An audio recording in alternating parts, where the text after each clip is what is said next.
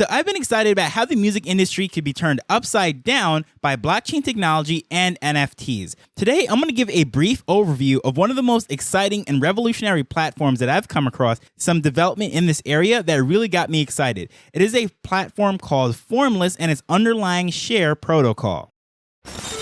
Hello, I'm Taj, digitally known as Tropic Vibes, the host of Nifty Business, where we highlight NFTs and explore Web 3.0 as we move from pure speculation to creating real-world value.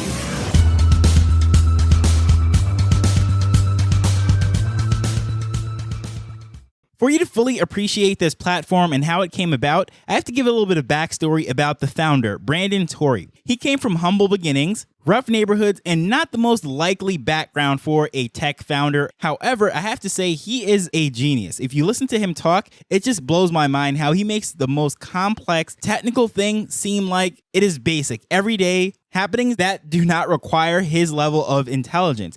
He is absolutely qualified to be a tech leader in this space, and going forward, everything that he's doing with this platform is absolutely amazing. And I have to say, he has one of the most interesting origin stories in all of Web3. As I said, an urban kid with a rough upbringing always had a love for hip-hop music, and of course, in his free time, he enjoyed coding and picking up technical skills in computer science. It seemed like the logical decision for him to go was pursue a career in tech. However, as I said, he had the love for music, so he ended up pursuing a career in music in Atlanta, which then led him to LA, where he was discovered by Timbaland, yes, the music producer, and he became a juggler. He was doing his music by night, and during his day job, he was doing software engineering, not just for anybody, but for Apple and then Google. So trying to balance all this double life, of course, all of his tech stuff, trying to live that button-up corporate life, what have you, taking professionally as a serious engineer, but also being taken professionally and serious as a rapper. So two very different cultures that had a little bit of culture clash, what have you. So he was balancing two lives, but it all came together in Web3. Now, music industry has been broken from the start. I've covered this many times,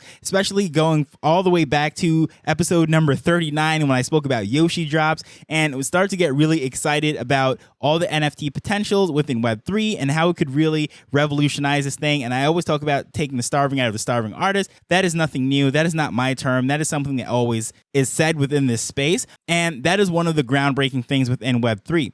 Now, a very, very small percentage of musicians actually make a full-time living. Most people do it for the love of the music, the love of the creation. However, they have their day jobs, they're doing other things to monetize. It is not the music that is paying him. And if you go to the interview that I did with Sammy Arriaga, episode number 232, this is a major artist that was signed by Sony. Then he has millions and millions of streams on Spotify. However, since entering Web3, he himself said that his NFTs has paid him something like 7 years worth of streaming royalties or whatever it would be, that would be relying on Spotify and the traditional quote unquote Web 2 methods of getting paid. Well, this space has given him freedom, and countless people that have been in with wax spaces, and they speak about how Yoshi drops has revolutionized their income and so forth. So we knew there was a lot of potential in this space. But going back to this platform right here, it is absolutely groundbreaking, and it allowed Brandon to bring his two passions together. Obviously, someone being on the inside of both the tech and the music, who's better positioned to solve these problems?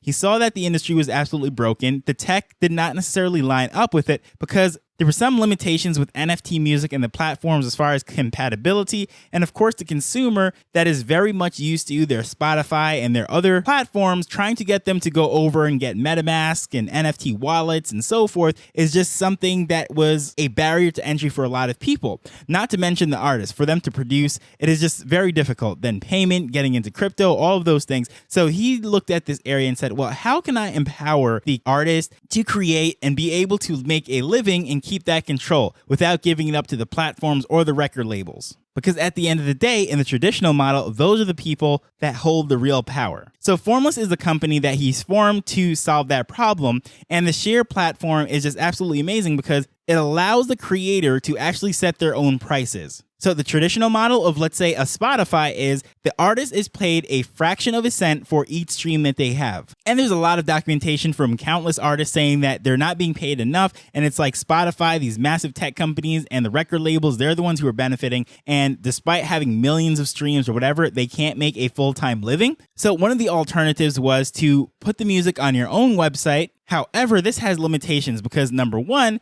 unless you are a major artist, you're not going to draw enough traffic to that website. So right then and there, although you might be making more per sale or per stream or whatever it might be, the traffic isn't there. So in the end, the artist is going to make less money. Spotify and all these other streaming platforms have a built-in audience. Millions and millions of people go there daily and have their monthly subscriptions, and it's just been a way of life for years at this point. So with Formless and the share protocol, what it's going to do is it's going to be an underlying code, an underlying technology that is not abandoning the Spotify's or abandoning the areas that people already love, they use, and they go there. What it is something that can be integrated into those things. It is basically the foundation, the ground level, and then whatever platform is being licensed out to, well, then it just integrates with it. But it all starts with the artist setting their price for whatever they want. And right now, the Formless app is actually in its beta stages. So it looks like a traditional app where you're just streaming your music and what have you. It's like a music player. However, as I said, with that contract, the shared protocol,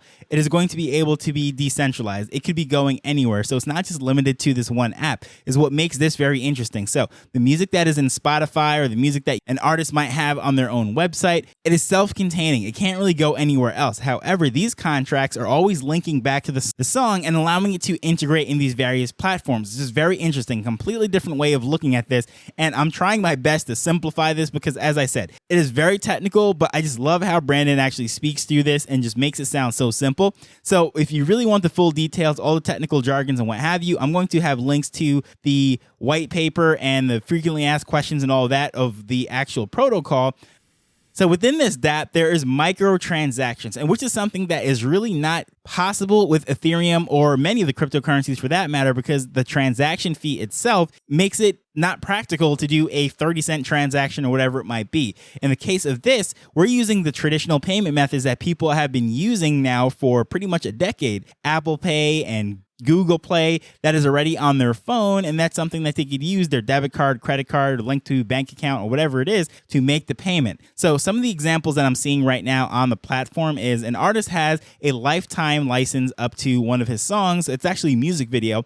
So this is not limited to just audio files. You can use it for the song file itself. It could be used for videos, and there's even a section saying that it could be used for podcasts. So that'd be very interesting how I can explore that to use this, because I'm very excited to get my hands on that. However, as the beta, I've signed up for it, but I don't have full access to it as yet. But as I said, an artist has the option to sell it for whatever they want, set their own price. Another one that I was taking a look at, which is just a traditional music file, this artist was allowing someone to purchase access to it for a week, and that one cost 60 cents. So we had two very different things right here, a lifetime for 35 cents and a 1 week for 60 cents. Either way, these are microtransactions that would be impractical to use crypto. So the fact that these contracts are actually stored on either Ethereum or Polygon, in this case, those two were on Polygon, that's not really necessary to know up front, because the person is just using the dApp, paying with their credit card, using those payment solutions, and it just so happens that the contract happens to be stored on the blockchain. So even if someone is not into all this crypto stuff, not into all the tech, but they do know that this is an artist that they like and this song sounds great and they want it, well, this is a way they can get it directly from the artist and they don't have to worry about all the technical things. But what makes this even more interesting is once that person actually buys the access, so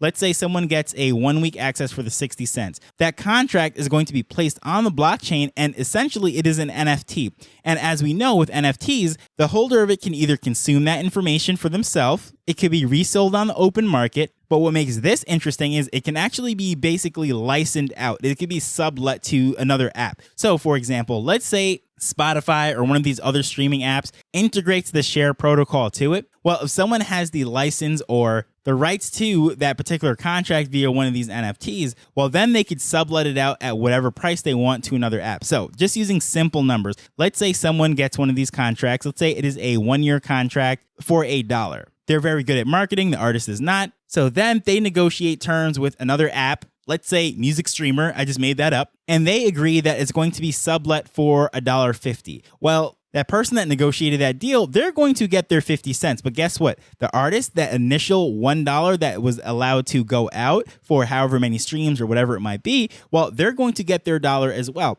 So essentially, The artist has a team of salespeople that are going out there promoting the music, spreading it, but at the same time, they're getting exactly what they want because in order to sell those rights, that person is going to have to own them. They're going to have to purchase it for that initial list price. So this is very interesting. Gives a lot of power back to the artist rather than going out there and finding an agent or paying all these upfront fees. While the artist is out there creating, setting their price, putting it out there, people see value in that. They can either purchase it for themselves or in the sense of someone who is trying to sublet it out or sell it or integrate it into another app, whatever it might be, they can do that as well. And at the end of the day, the artist is still getting what they desire. So I think this is just one of the most interesting things that I've come across in a while. I tried to simplify it. I know there's a lot of technical things associated with that, and that's why I'm going to put all those links in the show notes so you can check out all that stuff for yourself. But also, I'm going to link a space that they had earlier this week. So in case that you're listening to this while this is still up and you're really interested in this, it's about an hour and a half or so. But Brandon and team just really speaks about everything. Some artists come up and they speak about how excited they are about the platform and everything. So that would be interesting for you if this is something that really sparks your interest.